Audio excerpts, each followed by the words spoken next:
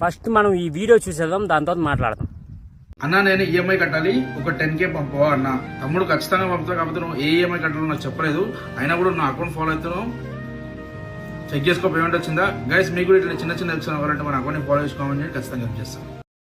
నేను ఈఎంఐ కట్టాలి, ఒక 10K పంపవా అంటే ఈ అన్నయ్య ఉంచు, తమ్ముడు నాకు నువ్వు ఏ ఈఎంఐ కట్టాలో నాకు సరిగా చెప్పలేదో, అయినా సరే పంపుతాను, నువ్వు నాకు ఫాలో చేసావు కాబట్టి చూడు పంపించండి 10K అన్నాడు అనమాట.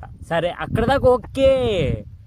నాకు ఎక్కడ డౌట్ కొట్టిందంటే ఈ తమ్ముడు March 2nd డబ్బులు అడిగితే ఆ అన్న August 7 డబ్బులు వేసాడనమాట.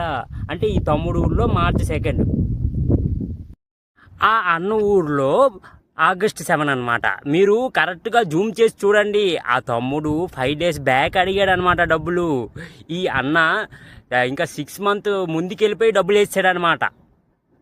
ఆ తమ్ముడు March 2 అడిగితే ఆ అన్న వచ్చి August 7, ఆ అన్న ఊర్లో August 7 అయింది, ఈ తమ్ముడు ఊర్లో March 2 అయిందనమాట. అది మ్యాటర్. వీళ్ళందరూ ఫ్రాడ్ చేస్తున్నారని మీకు అర్థం అవ్వట్లేదా? ఒక్కొక్కరు కామెంట్ సెక్షన్ చూస్తే నేను పిచ్చి అయిపోతున్నాను అనమాట.